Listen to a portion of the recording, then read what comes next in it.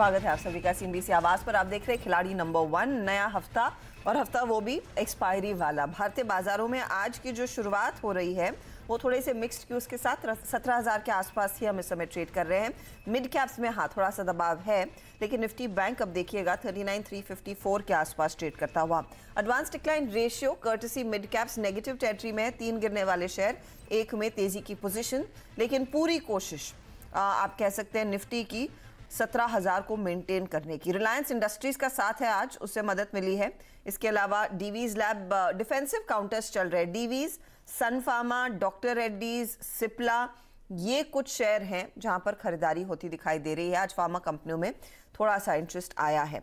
चलिए हमारे तीनों जानकारों से अब मिलते हैं जो इस हफ्ते मैदान में उतर रहे हैं। एक तो काफी चैलेंजिंग हफ्ता रहेगा ये, एक ट्रंकेटेड वीक और एक्सपायरी एक दिन पहले यानी कि बुधवार को होने वाली है। मैदान में है अमोल अठवले, पवन जायसवाल और साथ ही साथ ब्रिजेश जैल। आप तीनों का ही स्वागत है। ब्रिजेश, शुरुआत आपसे करेंगे। बताइए क्या रणनीति रहेगी, कैसे अप्रोच कर रहे हैं इस मार्केट को? जी मार्केट आप देखोगे मैडम कि लास्ट वीक काफी सारा डिक्लाइन करेक्शन देखने को मिला था और लास्ट फ्राइडे हमने देखा कि 17,000 एक बार ब्रेक कर गया था। तो मुझे ओवरऑल नेट मुझे लगता है कि एक्सपायरी को भी सिर्फ 3 दिन बचे हैं। मुझे लगता है 16,800 से 17,200 ये तो रेंज रहेगा मार्केट में। और 17,000 17,100 मुझे नहीं लग रहा है कि एक्सपायरी में ये क्रॉस करता हुआ नहीं दिख रहा है। तो मोर और लेस ये 16,800 से 17,000 के बीच में ही नहीं, मुझे लगता है आज और कल में ये शायद यही रेंज में ट्रेड करेगा। और बायस थोड़ा सा नेगेटिव लेके चल रहा हूँ। मुझे लग रहा है कि 16,800 आने की काफी ज्यादा चांसेस है नीचे की तरफ। आप अगर वही बैंक निफ्टी में आप पूछोगे तो मैडम 40,000 का लेवल काफी स्ट्रॉन्ग रेजिस्टेंस था। अभी 40,000 में काफी सारे राइटिंग कॉल राइटिंग देखने को मिला। अभी आज 40,000 का जो कॉल राइटिंग है वो 39,500 में शिफ्ट हुआ है बेसिकली। सो बैंक निफ्टी में भी कहीं ना कहीं पे प्रेशर है। एक्सपायरी तक तो मुझे नहीं लग रहा है कि कुछ बड़ा मूव देखने को मिल सकता है। आईसीआईसीआई बैंक एक काउंटर है जो नीचे की तरफ लोअर लो बना रहा है। तो मुझे लग रहा है कि हो सकता है कि बायस नेगेटिव ही रहेगा। कॉशियस है, रेंज बाउंड लेके चलते हैं।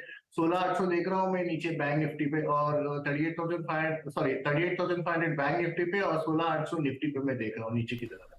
क्या इस बहुत ही छोटे दायरे में जो ट्रेड बनता दिखाई दे रहा है, अमोल स्टॉक स्पेसिफिक्स पर ज्यादा जोर देंगे? हर्षिता जी नमस्ते। आई थिंक यस, जिस वे में मिड कैप और स्मॉल कैप में करेक्शंस काफी ज्यादा आ रहे और स्टॉक्स में आ रहे, तो जैसे फ्राइडे में लास्ट आवर में एक करेक्शन आ गया था। मुझे लगता है कि फ्रंटलाइन स्टॉक्स में ज्यादा फोकस करना ही स्ट्रैटेजी रहेगा मेरा भी। और इंडेक्स वाइज में अगर देखता हूं तो निफ्टी में एक रेंज बाउंड पैटर्न है जो ऊपर में मुझे लगता है कि 17,050 एक इम्पोर्टेंट और नीचे में 16,900 और 16,800 एक इम्पोर्टेंट सपोर्ट लेवल रह सकता है। सो मोर और less I think range bound activity ही है और फोकस फ्रंटलाइन स्टॉक्स पे ही रहेगा तो बेटर रहेगा, ऐसा मुझे लगता है।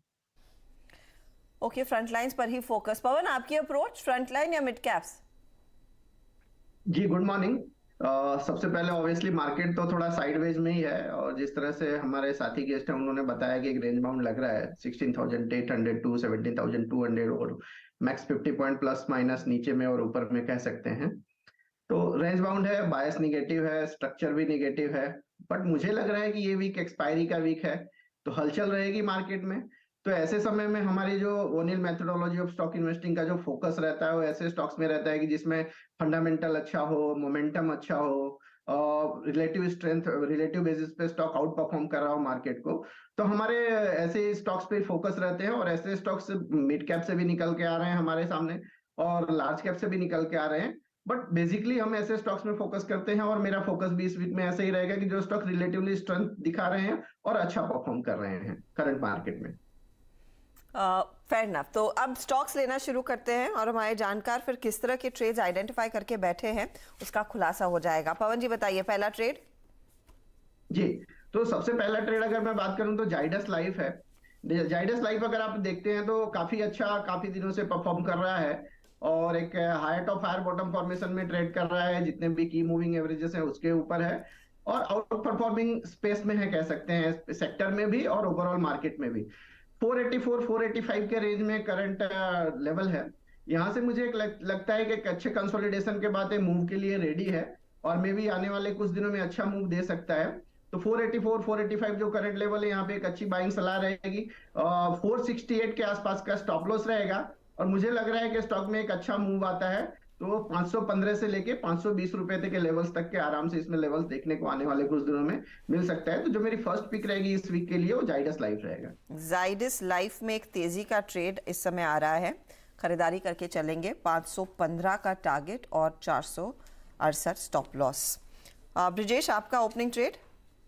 मैडम अगर आज आप देखोगे तो सीमेंट काउंटर्स में थोड़ा सा आपको तेजी देखने को मिल रहा है, तो मुझे लग रहा है कि हमें सीमेंट में एक ट्रेडिंग मूव मिल सकता है 1 या 2 दिन के हिसाब से। जेके सीमेंट एक काउंटर रहेगा 2850 में, इसका स्टॉप लॉस रहेगा 2790 और 3030, ये उसका टारगेट रहेगा ऊपरी तरफ में। बेसिकली जेके सीमेंट एक आउट परफॉर्मर रहा है, और रिसेंटली जो आप देखोगे तो मैं एक्सपेक्ट कर रहा हूँ कि एक कंसोलिडेशन ब्रेकआउट मिल सकता है।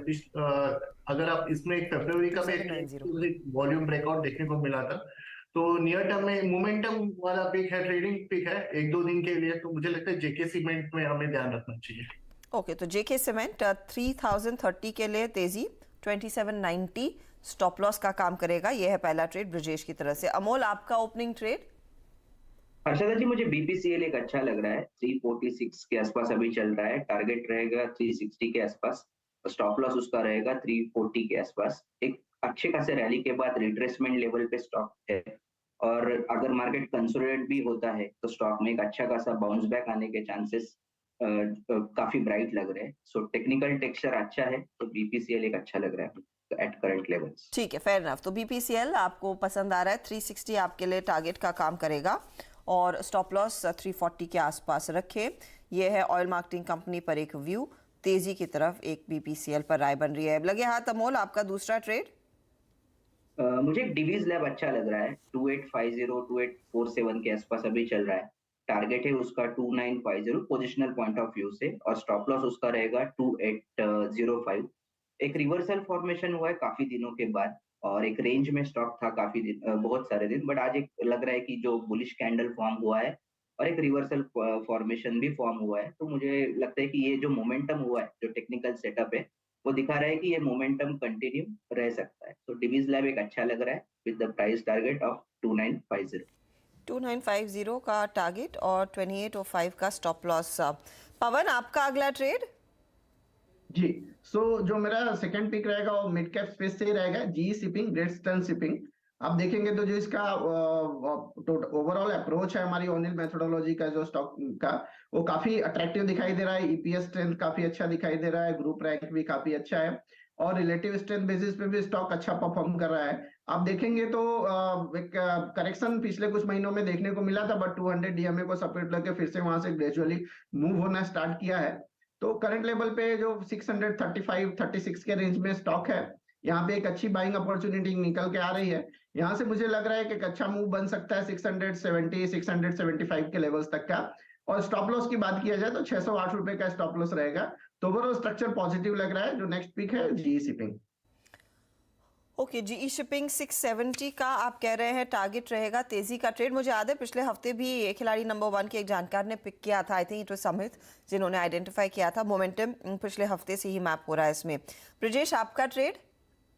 मैडम मैं ऑटो में लेना चाहूंगा। ऑटो में टाटा मोटर्स पे मैं सेल लेने की सोच रहा हूँ। मुझे लग रहा है एक्सपायरी तक ये काउंटर 400 के करीब देखने को मिल सकता है। अभी टाटा मोटर्स जो चल रहा है वो है 414, तो मैं 414 में इसको सेल करना चाहूंगा। इसका स्टॉप लॉस 420 का रहेगा, और नीचे की तरफ जो टारगेट देख रहा हूँ 400 के 400 राउंड फिगर में लेके चलूंगा। तो मुझे लग रहा है कि ये एक अंडर परफॉर्मर है। ये अगर मार्केट में ज्यादा पे वीकनेस आता है तो मुझे लगता है टाटा मोटर्स में जो फ्रंट लाइन काउंटर है, एफओ में काफी ट्रेड होता है, तो इसमें ट्रेडिंग ट्रेड आउट करने को काफी इजी होगा। तो मुझे लग रहा है कि 400 के आसपास आ सकता है एक्सपायरी तक।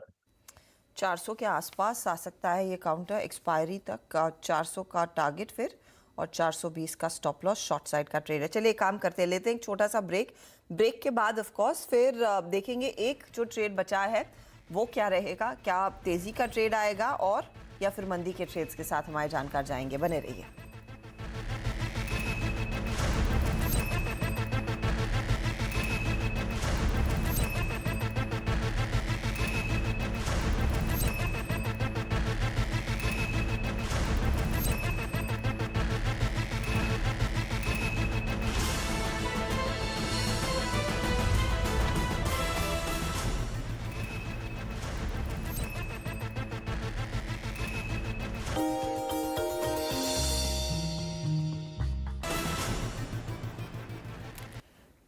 आप देख रहे हैं खिलाड़ी नंबर 1, हमारे साथ हमारे तीनों जानकार मौजूद और एक मंदी का ट्रेड अब तक आया है इस बाजार में, वो है टाटा मोटर्स जो ब्रजेश ने दिया, और वो एक और ट्रेड जोड़ेंगे, अमोल भी एक ट्रेड जोड़ेंगे, पवन भी एक ट्रेड जोड़ेंगे। पवन, अब मैं आपसे समझना चाहूँगी, फिर अगला ट्रेड तेज़ी की तरफ रहेगा या फिर मंदी? जी मैडम, तो हम तो बाय ओनली स्ट्रेटेजी फॉलो करते हैं, तो because of certain compliance issue मैं शॉर्ट का ट्रेड तो दे ही नहीं सकता है। ठीक तो है। ऑब्वियसली जो थर्ड पिक रहेगा वो भी बाय ओनली ही रहेगा। और बाय ओनली जो बात करें वो फिनिक्स लिमिटेड रहेगा। फिनिक्स लिमिटेड में थोड़ा एक मोमेंटम डेवलप हो रहा है यहाँ से। बहुत स्ट्रॉन्ग काउंटर तो नहीं है करंट लेवल पे, बट एक मोमेंटम डेवलप हो रहा है। मुझे लग रहा है कि यहाँ से एक अच्छी बाइंग अपॉर्चुनिटी निकल के आ सकती है। 1320 के रेंज में स्टॉक है। यहाँ से अगर एक पॉजिटिव मोमेंटम बनता है तो 1268 रुपए के स्टॉप लॉस से 1425 रुपए के टारगेट के लिए इस पर्टिकुलर काउंटर को बाइंग अपॉर्चुनिटी के लिए एक्सप्लोर किया जा सकता है। यहाँ से एक मोमेंटम डेवलप होती है तो ये पर्टिकुलर काउंटर में एक अच्छा मूव देखने को मिल सकता है आने वाले कुछ दिनों में फिनिक्स लिमिटेड में। फिनिक्स लिमिटेड में आप कह रहे हैं कि मूव देखने को मिलेगा तेजी की तरफ। 1425 stop loss, 1425 target, I beg your pardon, और 1268 stop loss. In fact Phoenix mills पर आज मॉर्गन स्टैनली की एक रिपोर्ट भी आई थी और उसमें अच्छा खासा तेजी का मूव आता हुआ दिखाई दिया। अगला ट्रेड फिर ले लेते हैं। अमोल, आपसे बताइए क्या चुना है? हर्षदा जी, मुझे इंडिया मार्ट अच्छा लग रहा है। 5070 के आसपास अभी चल रहा है। Target positionally point of view से मुझे लगता है कि ये 5300 तक जा सकता है। स्टॉप लॉस उसका रहेगा 4955। अप ट्रेंड कंटिन्यूएशन फॉर्मेशन है स्टॉक में, और इतने वोलेटाइल मार्केट में भी stock higher bottom formation maintain कर रहा है। सो मुझे लगता है ये पॉजिटिव मोमेंटम है ये, और चलने के चांसेस टेक्निकल इंडिकेटर्स पे ज्यादा दिख रहे हैं। सो एक इंडिया मार्ट अच्छा लग रहा है with the positional point of view से 5300 टारगेट के साथ। ओके, तो ये फिलहाल आपके लिए इंडिया मार्ट 5300 का टारगेट, 4955 स्टॉप लॉस। मोमेंटम लौट रहा है इंडिया मार्ट में, काफ़ी दिनों बाद दरअसल तेज़ी बनती दिखाई दे रही है इस काउंटर में। पिछले हफ्ते से इनफैक्ट धीरे धीरे करके स्टॉक ने अच्छी चाल खेली है। ब्रजेश, आपका ट्रेड क्या रहेगा? मैडम, मैं अपोलो हॉस्पिटल बाय करना चाहूंगा करंट प्राइस पे। 4350 का जो प्राइस चल रहा है, मेरा स्टॉप लॉस है 4277 और इसको 4570 के करीब मैं देख रहा हूँ। 4570 तक जाएगा? 4570 तक इसका स्टॉप लॉस है 4277। ओके, और आज मोमेंटम में है काउंटर। टॉप ट्रेड्स में शामिल है अपोलो हॉस्पिटल्स, करीब 1.5 से 2% की बढ़त की तरफ जा रहा था ये काउंटर। 4350 पर तेजी करेंगे तो 4570 का स्टॉप लॉस का target, I beg your pardon, और 4277 का स्टॉप लॉस आप लेकर चले। चलिए एक एक करके सबका ट्रेड आपकी सामने आ जाएगा और फिर देखते हैं हमारे जानकार क्या फिलहाल ट्रेड इस समय लेना पसंद करते हैं। जाइडस लाइफ 515 का टारगेट, 468 स्टॉप लॉस है पवन का दरअसल पोर्टफोलियो आपकी स्क्रीन पर। जी शिपिंग फिर 670 के टारगेट के लिए तेजी की, 608 स्टॉप लॉस, और फिनिक्स मिल जोड़ा 1425 टारगेट एंड 1268 स्टॉप लॉस है। ये तीनों तेजी वाले ट्रेड्स। रिटर्न्स देखिए, जाइडस 0.06% के रिटर्न्स दे रहा है, 0.07% के रिटर्न्स जी शिपिंग के। फिनिक्स मिल्स इस समय थोड़ा सा शांत है, ज़्यादा कुछ ऐड नहीं कर रहा है इनके पोर्टफोलियो में। अब अमोल का BPCL आया 360 टारगेट, 340 स्टॉप लॉस, फिर डीवीज लैब 2950 टारगेट और 2805 स्टॉप लॉस। 5300 के लिए इंडिया मार्ट जोड़ा और 4955 स्टॉप लॉस है इस ट्रेड में। रिटर्न्स देखिए, BPCL 0.14%, डीवीज लैब और इंडिया मार्ट में इनके जोड़ने के बाद तेजी नहीं आई है तो थोड़ा सा आपको नेगेटिव टिक दिखाई दे रहा है। अब आते हैं ब्रिजेश के पोर्टफोलियो पर, तो एक मंदी दो तेजी। तेजी हुई अपोलो हॉस्पिटल में 4570 का टारगेट, 4277 स्टॉप लॉस। 3030 के लिए जेके सीमेंट लिया, 2790 स्टॉप लॉस है, और शॉर्ट किया है टाटा मोटर्स 400 के टारगेट के लिए, 420 इनका स्टॉप लॉस है। रिटर्न्स देखिए तो जेके सीमेंट 0.5% का नेगेटिव टिक, टाटा मोटर्स का भी नेगेटिव टिक, अपोलो हॉस्पिटल्स का भी हल्का सा नेगेटिव टिक। तो अभी अभी जोड़े हैं ये काउंटर्स, देखते हैं आगे की रुझान क्या रहती है। और टूटता है टाटा मोटर्स तो उनके हाथ में प्रॉफिट आएगा। Same goes for JK cement और अपोलो टायर्स। अपोलो हॉस्पिटल में अगर तेजी आती है फिर खरीदारी बनती दिखाई देगी। चलिए ओवरऑल रिटर्न्स तीनों का आपकी स्क्रीन पर आ जाएगा कहाँ पर है। तो पवन ने इनफैक्ट अपना किक ऑफ नहीं किया है लेकिन एकदम 0% पर है। हल्की सी नेगेटिव टेरिटरी में ब्रिजेश आ गए हैं, -0.55% के रिटर्न्स। एंड -0.08% के रिटर्न्स यहाँ पर अमोल के। ये है आपके लिए ताज़ा तस्वीर खिलाड़ी नंबर 1 की। इस मोड पर हम लेंगे एक छोटा सा ब्रेक। आप बने रहे CNBC आवाज़ पर। ऑल द बेस्ट आप तीनों को। कोई भी बदलाव होगा तो ऑफ कोर्स ये हमें अपडेट करेंगे। ट्विटर पर वो तमाम जानकारी आती है जैसे जैसे वो ट्रेड्स आते हैं, और ऑफ कोर्स 1 बजे मिड कैप मंत्र में रिकैप भी लेकर आते हैं। ऑल द बेस्ट इस हफ्ते के लिए। ब्रेक के बाद फोकस कमोडिटी मार्केट के एक्शन पर।